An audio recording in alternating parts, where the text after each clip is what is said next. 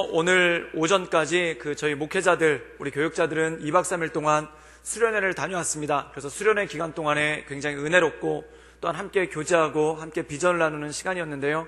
저희가 2박 3일 동안 다녀올 수 있도록 함께 기도해 주시고 또한 여러 가지로 후원해 주시고 또한 함께 해주신 모든 분들께 진심으로 감사드립니다. 그래서 우리 교육자들이 함께 나눈 하나님의 은혜를 가지고 2020년 잘 섬기며 하나님의 나라를 이뤄가기를 함께 기도해 주시고 또한 늘 격려해 주시기를 주님의 이름으로 축원합니다.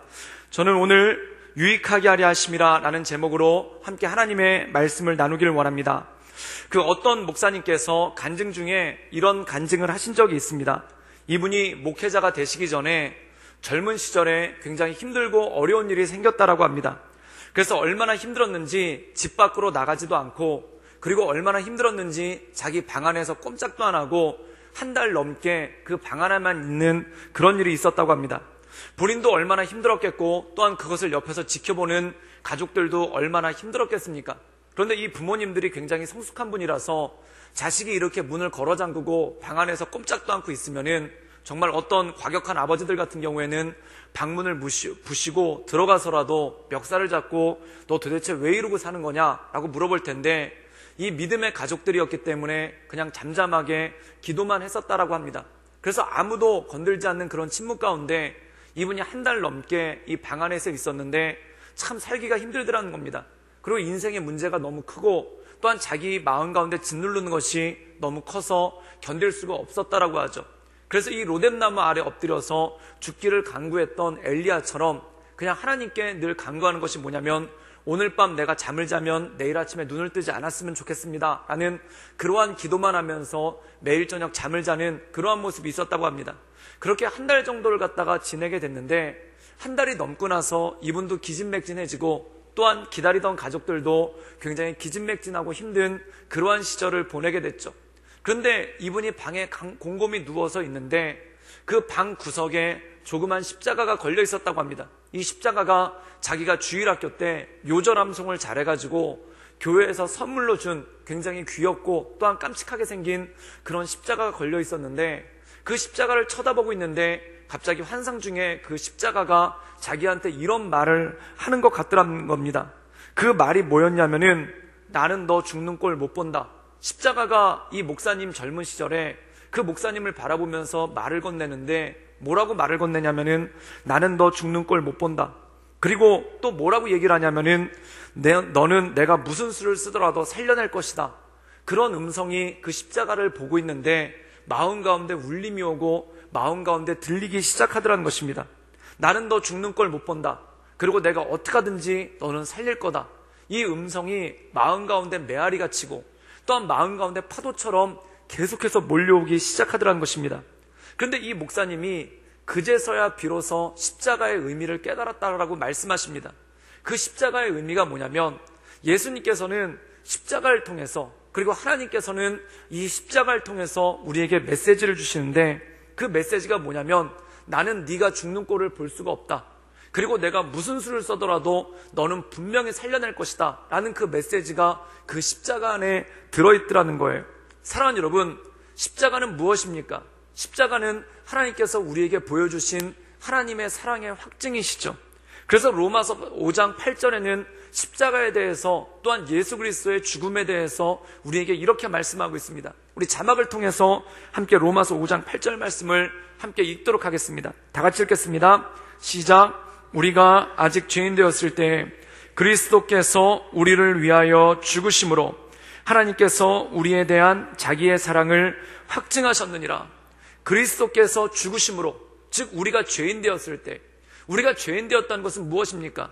죽을 수밖에 없는 상태에 있었다는 거죠. 더 이상 살 희망이 없고 살 소망이 없고 죽을 수밖에 없는 상태에 있었다는 거죠. 그런데 거기서 예수께서 죽으셨다는 것입니다. 그리고 그 죽으심으로 말미암아 무엇을 하셨는가? 하나님의 사랑을 확증하셨다는 거죠. 그럼 하나님의 사랑은 무엇입니까? 예수님을 십자가에 죽이심을 통해, 예수님을 십자가에 매다심을 통해 보여주신 사랑의 확증이 무엇입니까? 죽을 수밖에 없는 우리에게, 또한 죽음을 향해 달려가는 우리에게, 나는 네가 죽는 꼴 보지 못하겠다. 나는 네가 죽는 꼴 못 본다. 그래서 어떻게든지 너를 살려내고야 말겠다. 어떻게든지 너를 죽음으로부터 구원하고야 말겠다 라는 그 강력한 메시지가 바로 예수 그리스도의 죽음, 즉 십자가라는 것이죠. 그래서 우리가 이 예배당에 십자가를 걸어놓고 또한 우리 삶 가운데 이 십자가를 묵상하는 이유가 뭐냐면은 그 십자가가 바로 사랑의 확증이기 때문에 그렇다는 것입니다.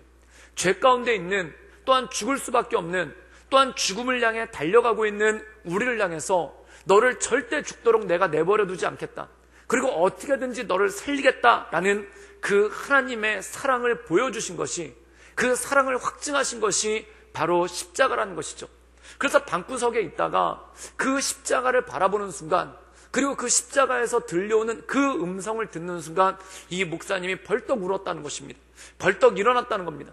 그러고 나서 한참을 울고 났는데, 울고 난 다음에 갑자기 마음 가운데 이런 생각이 들기 시작하더라는 거예요. 그게 뭐냐면, 내가 뭐 때문에 이렇게 고민하고 있지? 내가 뭐 때문에 이렇게 낙심하고 있지? 내가 뭐 때문에 이렇게 슬퍼하고 있지? 라는 그런 생각이 들기 시작하더라는 겁니다. 그래서 이분이 간증을 하시는데, 그 간증이 뭐냐면 주님이 보이니까 문제가 작게 보이더라는 것입니다. 주님이 보이니까 나를 죽이려고 했었던 그 문제들, 그리고 나를 한 달 동안 방에서 나오지도 못하게끔 했던 문제들, 그리고 나를 쓰러뜨렸던 그 낙심되었던 그 문제들이 더 이상 크게 보이지 않는 그러한 모습이 그 안에 있더라는 것입니다. 사랑하는 여러분, 주님이 보이기 시작할 때 문제가 작게 보입니다. 그럼 반대로 얘기하면 무엇입니까? 문제가 크게 보인다는 것은, 내 삶 가운데 나를 낙심시키는 것이 크게 보인다는 것은 뭐냐면, 내 삶 가운데 주님이 보이지 않는다는 뜻이라는 거죠. 그래서 이 목사님이 그때 마음 가운데 이런 결심이 들었다는 겁니다. 그게 뭐냐면은, 나는 죽을 수가 없겠구나, 나는 망할 수도 없겠구나, 그리고 내 인생은 망할 수조차도 없구나. 그 이유가 무엇인가? 천지를 창조하신 주님께서, 전능하신 하나님께서 나를 붙잡고 계신데, 그 주님께서 나를 살리려고 하시는데, 그 주님께서 나더러 살아나라고 말씀하시는데 내가 어떻게 죽을 수 있겠는가? 내가 어떻게 망할 수 있겠는가? 라는 그러한 마음의 확신이 그 마음 가운데 들기 시작하더라는 것입니다. 그 다음에 어떤 마음이 들기 시작하냐면, 자기를 죽일 것 같았던 그 문제들, 그리고 자기를 낙심시킬 것 같던 그 문제들이, 이 나를 10번이라도 더 죽일 것 같았던, 나를 더 이상 일어나지 못하게 할 것 같았던 그 문제들이 어떻게 마음 가운데 오기 시작하냐면, 이까짓 것 때문에 내가 죽는다면 예수님께서 십자가를 지시지도 않았다, 이까짓 것 때문에 내가 죽는다면 하나님께서 나를 이 땅 가운데 태어나게도 하지 않으셨다, 그러한 마음 가운데 확신이 들기 시작하더라는 것입니다. 사랑하는 여러분, 정말 그렇습니다. 우리가 주님을 붙잡을 때, 우리가 주님이 어떤 분인가 보이기 시작할 때, 그때 우리 삶 가운데 능력이 나오기 시작한다는 것이죠. 사랑하는 여러분, 나를 너무 사랑하는데, 하나님이 나를 너무 사랑하는데 무능력하다고 생각해 보십시오. 무능하다고 생각해 보십시오. 그렇다면은 마음 가운데 감사함은 있지만 소망은 없습니다. 사랑하는 여러분, 많은 부모님들이 자녀를 사랑하지 않는 부모님들이 어디 있습니까? 그런데 그 사랑함에도 불구하고 부모님들이 얼마나 무능력합니까? 부모님들이 자녀들을 사랑하는 마음만큼이나 능력이 있으면 좋은데, 부모님들이 자녀를 사랑하는 마음만큼이나 그를 새롭게 하고, 그를 온전케 하고, 그를 죽음에서 구원할 만한 능력이 있으면 좋은데, 그렇지 못한 것이 부모님 아닙니까? 사랑하는 여러분, 어떤 분들은 그런 능력을 세상적인 권력이나 물질로 생각하는 분들이 계십니다. 그런데 권력이 사람을 살릴 수 있는가? 물질이 사람을 살릴 수 있는가? 어느 정도는 할 수 있지만 궁극적으로는 하지 못한다는 것입니다. 몇 년 전에 보니까 재벌집 자녀가 자살을 한 적이 있었습니다. 그 집안이 우리나라에서 최고의 부자이고, 또한 우리나라에서 최고의 권력을 가지고 있는 집안인데도 불구하고 그 낙심한 자녀의 마음을 위로할 수가 없고, 그 죽음을 향해 달려가는 자녀를 구원해낼 수 없는 그러한 연약한 모습이 그 안에 있는 건 아닙니까? 사랑하는 여러분, 부모의 한계는 바로 이것입니다. 그를 사랑하기는 하는데 그를 구원할 능력이 없지 않습니까?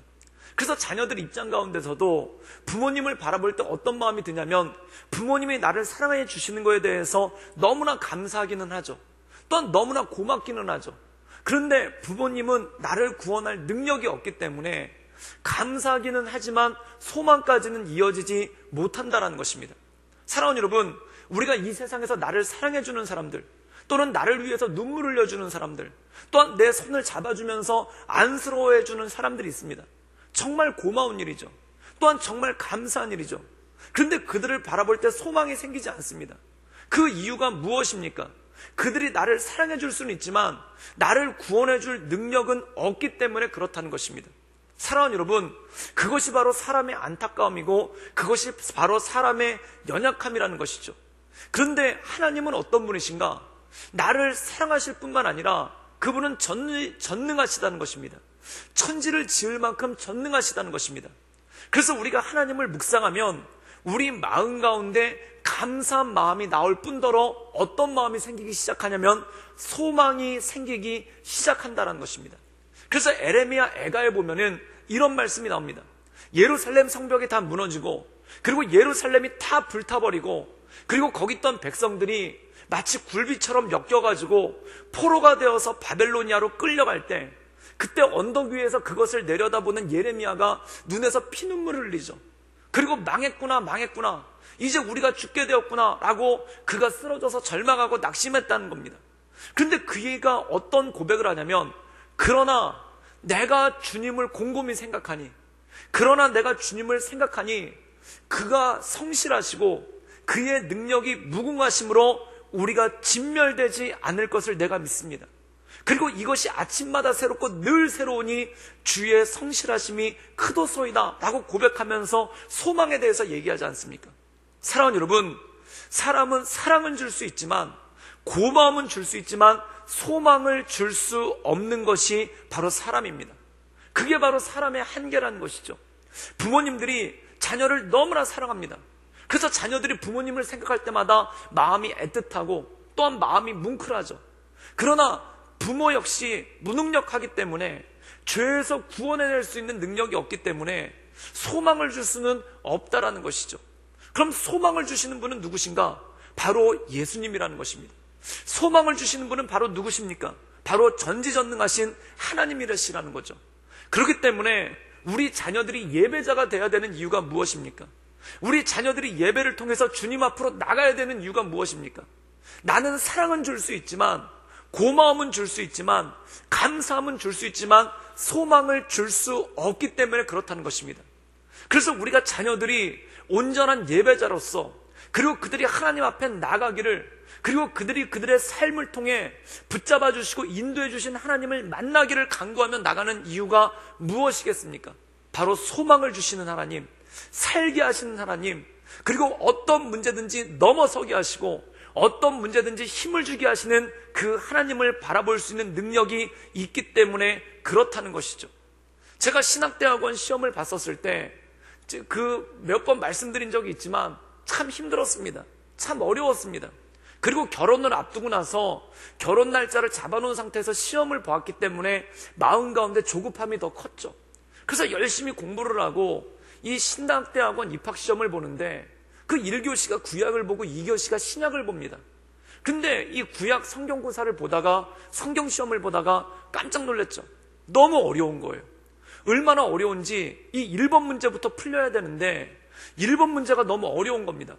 그래가지고 뒤로 어떤 걸로 넘어갔냐면 주관식부터 먼저 풀려고, 주관식이 성경 쓰기거든요. 그래서 성경을 암송해서 쓰는 게 있는데 그게 10구절을 써야 돼요. 근데 갑자기 문제가 너무 어려우니까 머릿속이 하얘지고 아무것도 생각이 안 나는 겁니다. 그래서 손이 떨리기 시작하는데, 볼펜을 잡고 이걸 쓰는데 손이 떨리기 시작해가지고 손이 떨려가지고 이게 움직이지를 않는 거예요. 그래가지고 제가 왼손으로 오른손을 붙잡고 쓰는데 글자가 써져야 말이죠. 그래가지고 한 10분 정도 아무 글자도 쓰지 못하고 손이 벌벌벌벌 떨리고, 그리고 아무것도 10분 동안 아무것도 하지 못하니까 가슴이 턱턱 막히고 너무 힘든 거예요. 그때 하나님께 기도를 했죠. 하나님이 어떻게 했으면 좋겠습니까? 문제가 이렇게 어려운데, 문제가 이렇게 어려워가지고 힘들고 어려운데 어떻게 했으면 좋겠습니까? 그래가지고 마음 가운데 크게 낙심이 되는 거예요. 이번 시험은 망했구나, 이번에는 붙기가 힘들겠구나, 그렇게 마음 가운데 낙심이 되는 거예요. 그런데 그렇게 기도하고 있을 때 하나님께서 저에게 한 가지 소망을 주셨어요. 그게 뭐냐면, 참 인생이라는 것이 어떤 시선으로 바라보느냐, 어떤 각도에서 바라보느냐가 굉장히 중요하더라고요. 그런데 지금 시험이 어렵다. 시험이 어려워가지고 한 문제도 못 풀겠다. 그리고 시험이 어려워서 1번부터 막혔다. 그리고 시험이 어려워가지고 마음이 답답해서 손이 떨려서 문제를 못 풀겠다. 이렇게 하고 있는데 갑자기 마음 가운데 이런 생각이 떠오르는 거예요. 저는 그것이 지금도 성령께서 주신 생각이라고 믿습니다. 그게 뭐냐면 이 시험이 나만 어려운 게 아니겠구나. 이 시험이 나만 어려운 게 아니구나. 사실 입시시험이라는 것이 절대평가가 아니라 상대평가 아닙니까? 점수가 나오는 것만큼 그 점수 순서대로 뽑는 거 아닙니까? 그러니까 손이 벌벌벌 떨렸는데, 마음이 벌벌벌 떨렸는데 갑자기 마음 가운데 이런 생각이 드는 거예요. 이 시험은 나만 어려운 게 아니라 모두가 어렵다. 그러니까 구약 점수가 전체적으로 내려가겠구나. 그러면 내가 힘을 내서 푼다면은 이 시험을 이겨낼 수 있을 것이다 라는 마음이 드니까 그 다음부터 마음에 평안이 오기 시작하는 거예요.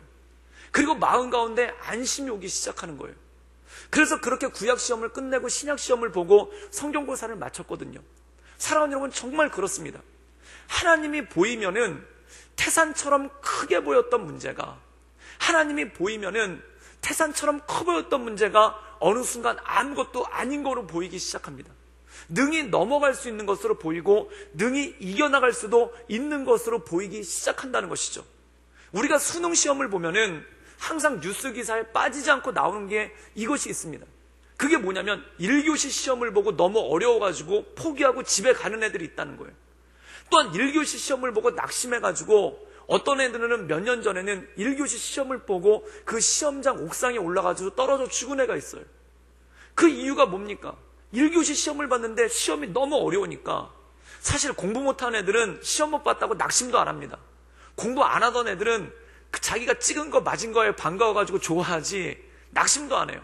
그럼 어떤 애들이 낙심하냐면 공부하던 애들이 낙심하거든요. 그 공부에 대해서 기대가 있는 애들이 낙심하거든요. 그런데 문제가 너무 어려운 거예요. 그러니까 마음 가운데 낙심이 와가지고 그것 때문에 시험을 중간에 포기해버리거나, 또한 그것 때문에 경련이 오거나, 또한 그것 때문에 자기의 생을 끊어버리는 그런 애들도 있습니다. 그런데 어른들 입장에서 보십시오. 그 저녁에 해설이 나오는 거예요. 그게 뭐냐면 이번에 수능 시험은 1교시가 너무 어려워서 성적이 전체적으로 다 내려갈 것으로 보입니다. 그때 1교시를 포기하고 온 학생이 얼마나 마음 가운데 답답하겠습니까? 그것만 견뎌냈으면, 그것만 이겨냈으면, 그것만 넘어섰으면 되는 건데 나만 어려운 줄 알았던 거예요. 사랑하는 여러분, 진짜 그렇습니다. 문제가 다가왔을 때 그 문제가 내 것으로만 보이는 사람이 있습니다. 또한 어떤 문제가 다가왔을 때 그 문제가 나를 넘어뜨리는 것으로 보일 사람이 있습니다. 그런데 하나님께서 나를 붙잡아 주시면, 그리고 하나님께서 내 시선을 바꿔주시면, 하나님께서 내 시야를 바꿔주시면 마음 가운데 이런 생각이 드는 거예요. 이렇게 별거 아닌 것 때문에 내가 고민했던가? 이렇게 별거 아닌 것 때문에 내가 죽을 똥살똥 했던가? 이렇게 별거 아닌 것 때문에 내가 이렇게 낙심하고 있었던가? 이런 마음이 들기 시작한다는 것입니다. 그래서 주님께서는 빌립보서 4장 6절에서 7절까지 말씀을 보면 이런 말씀 나오지 않습니까? 아무것도 염려하지 말고 모든 일에 기도와 간구로 너희 구할 것을 감사함으로 하나님께 아뢰라는 거예요. 염려가 다가올 때, 염려가 다가와서 숨이 턱턱 막힐 때, 염려가 다가와서 죽을 것 같을 때, 염려가 다가와서 마음이 낙심되고 정말 말 그대로 로덴나무에 쓰러져 있던 엘리야처럼 죽는 것 외에는 방법이 없다라는 생각이 들 때, 그때 하나님께 기도하고 간구하며 나가라는 것입니다. 그때 어떤 일이 보이는가? 하나님께서 내 시야를 바꿔주시는 거예요. 내 시선을 바꿔주시는 거예요. 그럼 어떤 일이 생기는가? 그리스도 예수 안에서 너희 마음과 생각을 지키시리라. 마음을 지켜주시면 어떤 생각이 나냐면, 야, 이 별거 아닌 일에 내가 왜 낙심했던가? 이 별거 아닌 일에 왜 이렇게 내가 절망했던가? 이 별거 아닌 일에 왜 내가 이렇게 넘어져 있었던가? 이런 생각이 나기 시작하면서 다시 일어날 수 있는 힘이, 다시 살아갈 수 있는 힘이 우리 삶 가운데 주어지기 시작한다는 것입니다. 사랑하는 여러분, 내 인생에 있어서 삶의 문제가 커 보인다는 것은 무엇입니까? 하나님이 보이지 않을 때, 하나님이 보이지 않을 때 삶의 문제가 너무 커 보이기 시작하는 거예요. 그럼 역설적으로 어떤 일이 생기는가? 내가 하나님을 바라볼 때, 그리고 하나님의 선하심을 내가 바라볼 때, 그리고 그리스도의 십자가, 나는 네가 죽는 걸 못 본다. 그래서 내가 무슨 일이 있어도 너는 살리고야 말겠다. 이것이 십자가. 우리를 향한, 우리가 아직 죄인 되었을 때 그리스도께서 우리를 위해 죽으심으로 우리를 향한 하나님의 사랑을 확증하신 그것을 바라볼 때 내가 이까짓 것 때문에 죽을 수 있겠는가? 전능하신 하나님이 나를 붙잡아 주시는데 내가 이까짓 것 때문에 쓰러질 수 있겠는가? 그 모든 문제를 박차고 일어나서 하나님의 은혜 가운데 나올 수 있는 힘이 생기고 능력이 생긴다는 것입니다. 사랑하는 여러분, 마음 가운데 낙심이 있고 또한 마음 가운데 절망이 있고 또한 마음 가운데 문제가 너무 커서 내가 미력해 보이고 내가 연약해 보이는 그런 어려운 가운데 살고 있는 성도님들 계신다면 주님을 바라봄으로 나는 너 죽는 걸 못 본다. 나는 무슨 일이 있어도 너를 살리고야 말겠다. 나는 네가 넘어지는 걸 못 본다. 나는 무슨 일이 있어도 너를 일으켜 세우고야 말겠다 라고 말씀하시는 그 그리스도의 사랑, 예수 그리스도의 십자가의 죽으심을 통해 그 사랑을 확증하신 하나님을 바라봄으로 온전함으로 일어날 수 있기를 주님의 이름으로 축원합니다. 이것이 바로 능력이고 이것이 바로 그리스도인의 삶이라는 것이죠. 사랑하는 여러분, 교회도 마찬가지입니다. 세상에 문제 없는 사람이 없듯이 세상에 문제 없는 교회가 어디 있겠습니까? 또한 세상에 문제 없는 가정이 어디 있겠습니까? 어떤 사람에게든 모든 사람에게도 문제가 있고 또한 모든 가정에도 문제가 있고 모든 교회에도 문제가 있다는 것입니다. 그럼 중요한 건 이것입니다. 문제가 있느냐 없느냐가 중요한 게 아닙니다. 근심이 있느냐 없느냐가 중요한 게 아닙니다. 근심이 왔을 때 이 근심을 어떻게 해결하는가, 문제가 왔을 때 문제를 어떻게 해결하는가, 이것이 중요한 거 아닙니까? 믿음의 사람들은 근심이 왔을 때 또한 문제가 왔을 때 주님을 바라보므로 말미암아 그 문제를 딛고 일어선다는 것입니다. 그 문제에 얽매이는 것이 아니라, 그 문제라는 수렁에 빠져버리는 것이 아니라, 그 문제라는 짐에 깔려버리는 게 아니라 주님을 바라봄으로 주님께서 주시는 능력으로 말미암아 그것을 딛고 일어난다는 것이죠. 교회도 마찬가지라는 것입니다. 이 수요예배를 통해서 끊임없이 말씀드리지만 이 고린도 교회는 문제가 참 많은 교회입니다. 그렇다면 이것입니다. 그 문제를, 교회 안에 있는 문제를 어떻게 이겨나가겠는가, 교회 안에 있는 어려움들을 어떻게 이겨나가겠는가, 이것이 굉장히 중요한 것 아니겠습니까? 사랑하는 여러분, 사랑하는 남녀가 서로 죽고 못 살아서 결혼을 해도 문제가 있습니다. 너무 사랑해서 정말 자기의 목숨까지도 내어주고 또한 자기의 모든 것을 불태워서 줘도 아깝지 않을 것 같은 그러한 남녀가 만나서 결혼을 해도 그래도 그 안에 문제가 생기지 않습니까? 부모 자식 간도 마찬가지입니다. 부모님들 가운데 자식을 사랑하지 않는 사람이 어디 있습니까? 내 생명을 내어줘도, 심지어 내 몸을 불살라 줄지라도 아깝지 않고 아무 주저함 없이 할 수 있는 것, 그게 바로 부모의 마음이죠. 또한 자녀들 가운데 부모님을 사랑하지 않는 자녀가 어디 있겠습니까? 또한 부모님 때문에 눈물을 흘리지 않는 자녀가 어디 있겠습니까? 그런데 그렇게 사랑하는 가족 공동체임에도 불구하고 그 안에 갈등이 있고 또한 그 안에 문제가 있고 그 안에 어려움이 있더라는 것입니다. 하물며 가족도 그런데, 하물며 부모도 그런데, 하물며 부모 자식 간에도 그런데 교회는 오죽하겠습니까? 남녀노소 빈부귀천이 다 모여서 공동체를 이루는 것이 바로 교회 아닙니까? 그럼 교회 안에 문제가 있는 것은 당연한 것입니다. 교회 안에 갈등이 있는 것은 당연한 일입니다. 그런데 이 문제와 갈등을 어떻게 극복해 나가고 이것을 어떻게 해결해 나가는가, 이것이 가장 중요한 거고 이것이 문제의 핵심이라는 것이죠. 사랑하는 여러분, 그렇다면 교회는 무엇 때문에 모였는가, 이것이 중요한 것입니다. 교회는 히라버, 그리스어로 에클레시아라고 합니다. 이 에클레시아라는 말은 우리가 너무나 잘 아는 대로 부르심을 받았다는 겁니다. 부르심을 초대받은 자들의 모임이란 뜻이 에클레시아라는 거죠. 그럼 누구로부터 초대를 받았는가? 누구로부터 부르심을 받았는가? 바로 예수 그리스도로 말미암아 부르심을 받았다는 거예요. 즉 예수님을 믿기 때문에, 그리스도를 구주로 영접했기 때문에 우리가 교회에 나오고 교회 공동체를 형성하는 건 아닙니까? 그런데 중요한 것이 있습니다.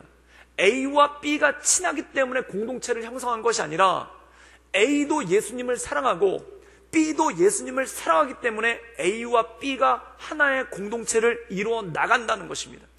그런데 여기 중요한 핵심이 있는 거예요. 우리가 성경에 보면은 예수님께서 이런 말씀을 하십니다. 그게 뭐냐면 그 요한복음 21장에 이런 말씀이 나오죠. 요한의 아들 시몬아, 네가 나를 사랑하느냐? 그러면 내 양을 먹이라 라는 말씀이 나옵니다. 사랑하는 여러분, 양을 먹이라는 뜻은 무엇입니까? 교회 안에서 봉사를 의미합니다. 교회 안에서 다른 사람을 섬기는 것을 의미합니다. 그런데 다른 사람을 향해서 봉사를 하고 교회 안에서 다른 사람을 섬기는 이유의 핵심이 뭐냐? 그 사람이 좋아서가 아니라, 그 사람과 친해서가 아니라, 그 사람이 불쌍해서가 아니라, 그 사람이 안 돼서가 아니라, 그 이유가 뭐냐면 예수님을 사랑하기 때문에 그렇게 한다라는 거예요. 예수님을 사랑하기 때문에 주님의 양, 즉 교회 공동체 안에 있는 사람을 섬기고 그 사람을 양육하고 그리고 그 사람에게 봉사를 한다는 거예요. 그러면 왜 주님을 사랑하는데 다른 성도들에게 봉사를 합니까? 그 이유에 대해서 요한복음 13장에 보면은 세족식이라는 것이 나옵니다. 예수님께서 제자들의 발을 닦아주셨죠. 그런데 예수님께서 제자들의 발을 닦아주실 때 제자들 분위기가 안 좋았어요. 서로 싸웠단 말입니다. 뭐 때문에 싸웠는가? 누가 먼저인지를 놓고 싸웠다는 거예요. 누가 먼저인지를 놓고 굉장히 치열하게 싸웠어요. 그리고 얼마나 치열하게 싸웠는지 서로 얼굴도 안 볼 정도로 3년 동안 함께 왔던 이 제자들이, 12명의 제자들이 서로 얼굴도 안 볼 정도로 심하게 다퉜다는 겁니다. 그래서 서로 어색하게 앉아있는 이 제자들에게 예수님이 무엇을 하셨는가? 훈계를 하신 게 아니라는 거예요. 니들 똑바로 살아라. 니들 내가 십자가 질 건데 언제까지 이렇게 싸울 거냐? 그러면서 훈계를 하신 게 아니라 어떻게 하셨냐면 허리에 수건을 들리시고 대야를 가져오셔서 이 12명의 제자들의 발을 하나하나를 일일이 다 닦아주셨다는 겁니다. 사랑하는 여러분, 얼마나 감격스러운 일입니까? 제가 먼저 섬기던 교회에서는 장로님들 임직을 할 때 하는 게 뭐냐면은 담임 목사님이 이 장로님들, 임직하시는 장로님들 발을 닦아주시는 것을 해요. 그런데 그때 저희 먼저 섬기던 교회 담임 목사님이 건강이 엄청나게 안 좋으셨거든요. 그래서 이 계단을 올라오는 것도, 그 예배당 계단을 올라오는 것도 쉽지가 않으신데 그분이 무릎을 꿇고 이 임직받으시는 장로님 그 발을 갖다가 씻겨주시는 거예요. 그랬더니 이 장로님 임직받으시는 분이 몸둘 바를 몰라가지고 눈물을 흘리시는데 진짜 저는 그렇게 연세 많은 어른이 그렇게 눈물을 펑펑 흘리는 것을 처음 봤습니다. 그리고 그 불편하신 목사님이 다음 장로님에게라고 옮겨가니까 그 장로님이 몸둘 바를 모르고 목사님 안 닦아주셔도 괜찮습니다. 안 닦아주셔도 괜찮습니다. 목사님 힘드신데 목사님 이렇게 어려우신데 안 닦아주셔도 괜찮습니다. 그런데 목사님이 굳이 그 힘든 몸을 이끌고 발을 닦아주시니까 그 장로님도 눈물을 쏟기를 시작하는 거예요. 사랑하는 여러분, 하물며 사람이 발을 닦아줘도, 하물며 존경하는 어른이 그렇게 발을 닦아줘도 눈물이 펑펑 쏟아지는데 이때 예수님께서 제자들을 한 명 한 명 그 12명의 발을 돌아가면서 닦아주셨을 때 이 제자들 마음 가운데 얼마나 큰 감동이 있었겠습니까? 그리고 얼마나 많은 눈물이 났겠습니까? 그래서 오죽하면 베드로는 그 예수님 제 발을 닦아주시자, 저는 안 닦아주셔도 됩니다. 예수님 저한테까지는 안 그러셔도 됩니다. 그렇게까지 사양하지 않습니까? 그런데 이 예수님이 12명의 제 발을 다 닦아주셨을 때 얼마나 이 제자들이 눈에서 눈물이 쏟아지고 그리고 이 예수님에 대해서 감사하는 마음이 넘쳤겠습니까? 그리고 예수님께서 12명의 제자들의 발을 다 닦아줬을 때 아마 제자들이 이랬겠죠. 주님, 이제 제가 주님의 발을 닦아드리겠습니다. 이제 제가 주님의 발을 닦아드리겠습니다. 아니 주님, 목욕도 시켜드리겠습니다. 아니 주님, 주님께서 죽으시라면 제가 죽기까지 하겠습니다. 이렇게 헌신하지 않았겠습니까? 주님에게 감격해서, 주님에게 너무 감사해서 그렇게 헌신하지 않았겠습니까? 근데 그때 주님께서 하신 말씀이 딱 이건 거예요. 베드로야, 요한아, 감격했느냐? 은혜 받았느냐? 네가 내 발을 닦아주기를 원하느냐? 제가 주님 발을 10번이라도, 하루에 10번이라도, 1000번이라도 닦아드리겠습니다. 그때 예수님이 이렇게 말씀하신 거예요. 니네들이 만약 나를 사랑한다면 베드로에게 저기 요한이 발을 닦아주어라. 그럼 베드로가 요한 발을 닦아주고 싶은 생각이 들겠습니까? 아까까지만 해도 누가 먼저인지를 놓고 다퉜는데, 아까까지 해도 얼굴도 안 쳐다보고 서로 욕하면서 싸웠는데, 예수님께서 베드로에게 요한 발을 닦아주라면은 닦아주겠습니까? 그러면 왜 요한 발을 닦아줍니까? 주님의 은혜 때문에 닦아주는 거예요. 요한이 이뻐서, 요한이 내 말 잘 들어서, 요한이 나랑 코드가 맞아서 그의 발을 닦아주는 게 아니라 예수님의 너무 사랑이 크니까, 예수님 제가 뭘 하기를 원하십니까? 그럼 요한 발을 닦아주어라. 그러면 요한을 사랑해서 요한 발을 닦아주는 게 아니라 예수님을 사랑하기 때문에 요한의 발을 닦아주는 거예요. 요한도 마찬가지입니다. 예수님, 제가 예수님을 위해서 뭐든지 하겠습니다. 그래? 그럼 베드로 발 닦아주어라. 사랑하는 여러분, 그게 섬김이고 그게 봉사라는 겁니다. 네가 나를 사랑하느냐? 그렇다면 내 양을 먹이라. 주님의 사랑에 감격했느냐? 그렇다면 주님께서 원하시는 것을 하거라. 주님께서 기뻐하시는 것을 하거라. 그럼 그게 무엇입니까? 베드로에게는 요한의 발을 닦아주라고 말씀하시고 요한에게는 베드로의 발을 닦아주라고 말씀을 하시는 거예요. 그렇다면 그들이, 베드로는 요한이 이뻐서 발을 닦아주는 것도 아니고 요한은 베드로가 좋아서 발을 닦아주는 것도 아니고 예수님 때문에 닦아주는 거 아닙니까? 봉사가 바로 그런 겁니다. 교회에서 봉사한다는 것이 내가 저 사람이 너무 이뻐가지고 내가 도와줘야지, 내가 저 사람 너무 사랑하니까 섬겨야지, 그래서 하는 것이 아니라 주님께서 주신 은혜가 너무 커서, 주님께서 주신 은혜가 뭡니까? 내가 너 죽는 꼴 못 본다, 그래서 내가 어떻게든지 너를 살리겠다 라는 그 말씀에 감격해서 예수 그리스도가 십자가에서 죽으심으로, 우리가 아직 죄인 되었을 때 그리스도께서 우리를 위해 죽으심으로 그 십자가에 대한 사랑을 확증하신 것, 우리에 대한 하나님의 사랑을 확증하신 것, 이게 너무 감격스러워가지고 주님 제가 뭘 하면 좋겠습니까? 그럼 내 양을 먹이라. 그래서 우리가 교회에서 교사로서, 찬양대로서 여러 가지 직분을 가지고 그리고 봉사하고 그리고 섬기는 거 아니겠습니까? 그게 바로 섬김의 기본이라는 것입니다. 그게 바로 교회 봉사의 기본이라는 것입니다. 왜 교회 봉사를 하는가? 왜 교회에서 섬기는가? 주님 사랑하는 마음이 너무 커서, 주님 사랑하는 마음이 너무 커서 주님께 뭐든지 해드리고 싶어서, 제가 주님을 위해서 뭘 해드리면 좋겠습니까? 제가 십자가를 지면 좋겠습니까? 아니면 제가 제 몸을 불태워서 주님께 드리면 좋겠습니까? 내 모든 전 재산을 다 드리면 좋겠습니까? 아니면 황소 만만의 수양을 잡고 1,000마리의 황소를 잡고 강물같이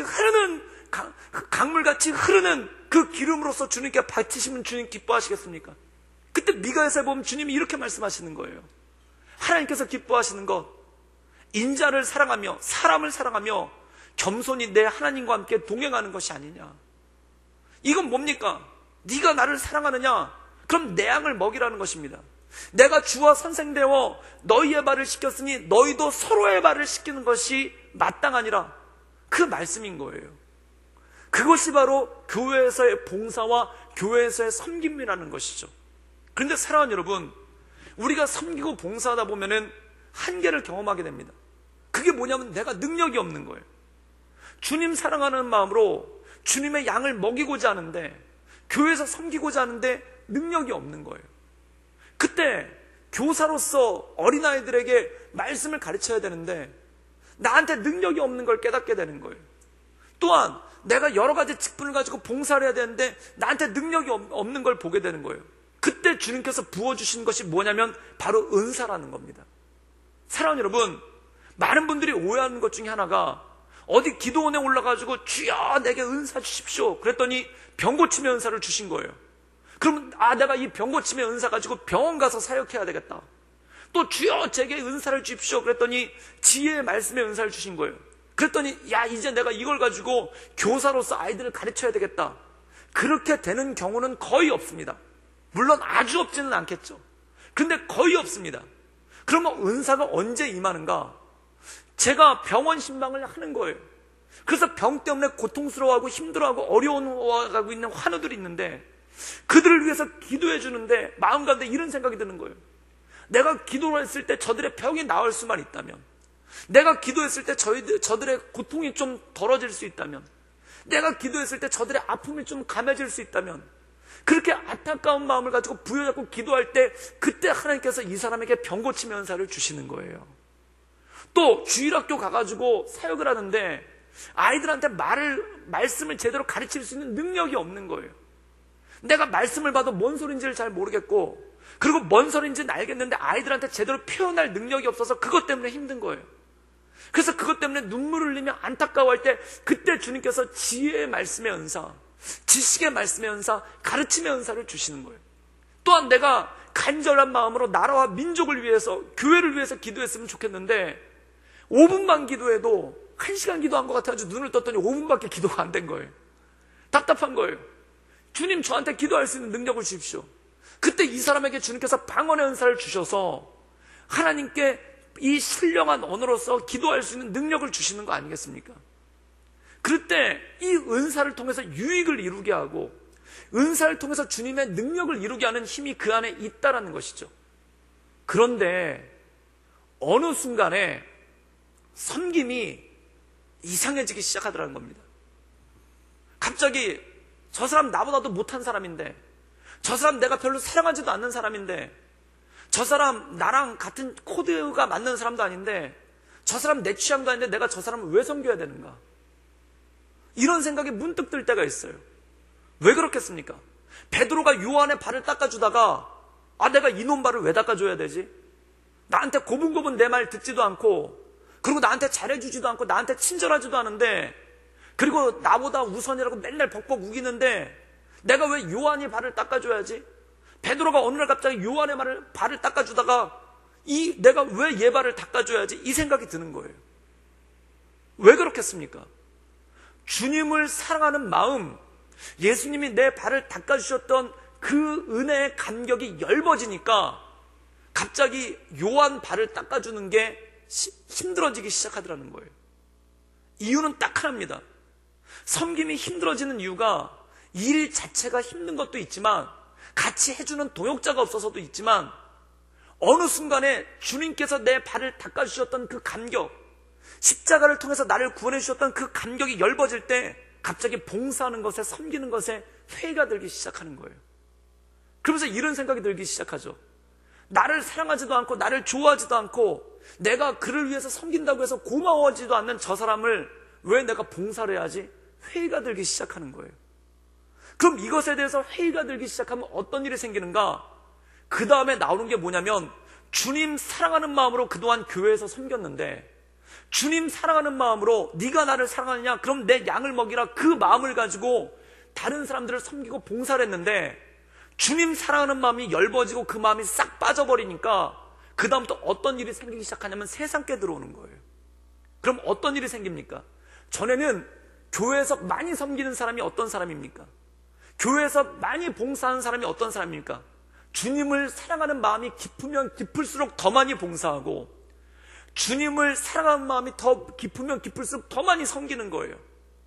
근데 주님 사랑하는 말이 싹 빠지기 시작하니까 그 다음부터는 세상께 들어온다는 겁니다. 그러면 누가 섬겨야 되느냐? 내가 나이가 많고 네가 나보다 나이가 어리니까 네가 나를 섬겨라. 그리고 내가 사회적으로 너보다 지위가 높고 너는 나보다 지위가 낮으니까 네가 나를 섬겨라.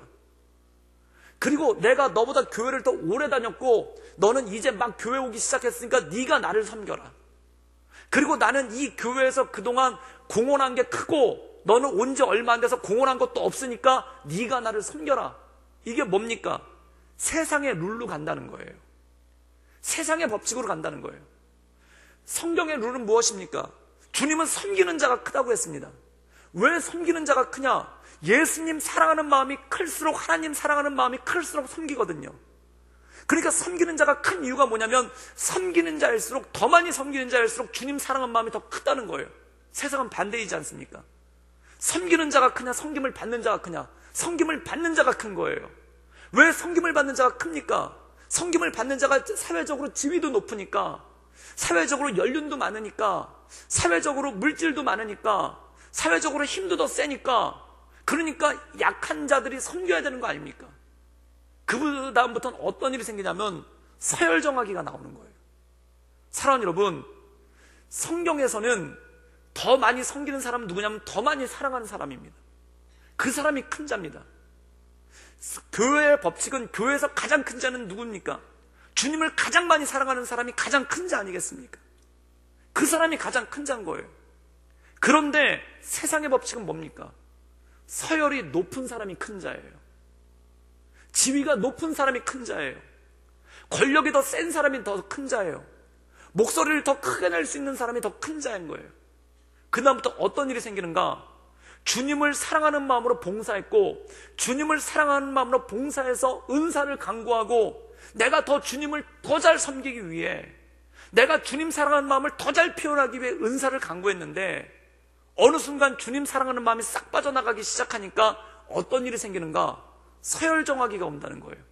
무엇의 서열을 정하는가?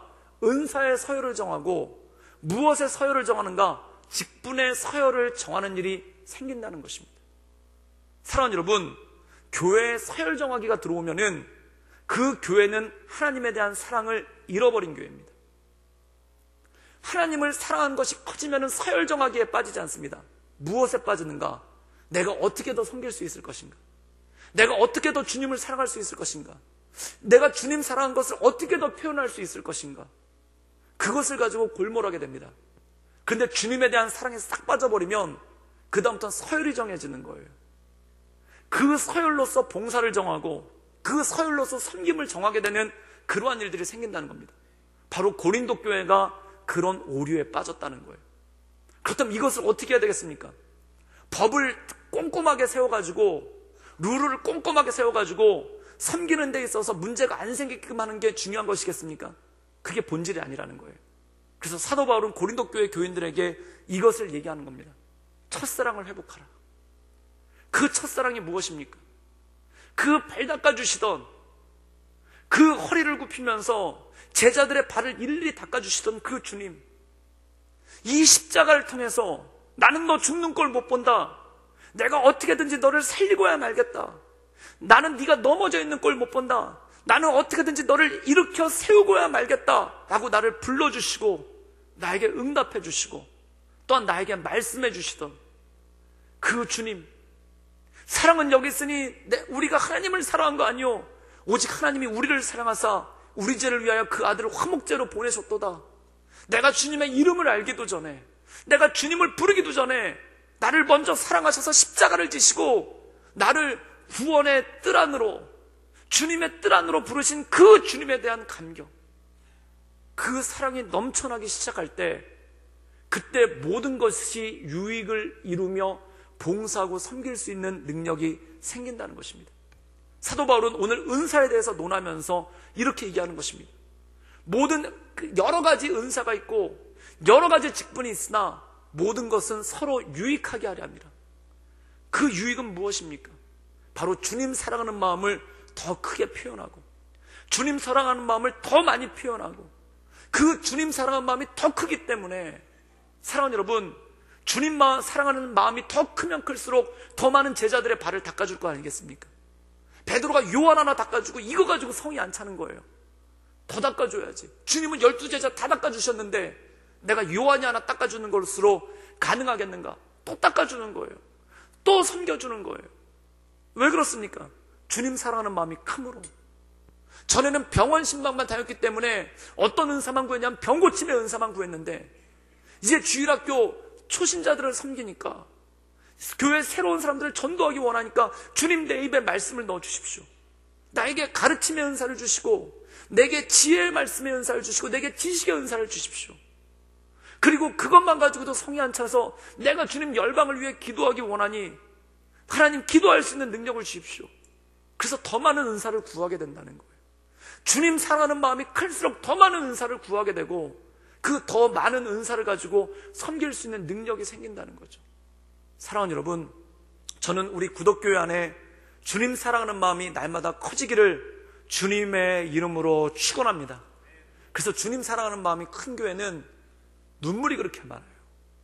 그냥 십자가 안 봐도, 교회 와서 이 십자가 안 봐도 그냥 가슴이 짠한 거예요. 성경만 펴봐도 예수님 골고다 흐르시던 그 장면, 그것만 봐도 마음이 짠한 거예요. 찬송가에도 나오지 않습니까? 나의 사랑한 책 비록 헤어졌으나 어머님의 무릎 위에 앉아서 재미있게 듣던 말, 그 말씀 생각합니다. 다윗 왕금 역사와 다니엘의 역사와 예수님이 십자가에 올라갈 때 주님 엄마가 눈물을 흘리던 건 내가 그것을 기억합니다. 성경 읽을 때 눈물이 나고, 교회 예배 드릴 때 눈물이 나고, 예수님 이름만 불러도 가슴이 짠하고, 예수님 이름만 불러도 감사하고, 또한 예수님 이름만 불러도 가슴이 뭉클해가지고 내가 주님을 위해서 뭔가를 해야 될 텐데 그 마음이 가득하고, 이것이 바로 온전한 믿음 가운데 나가는 것 아니겠습니까?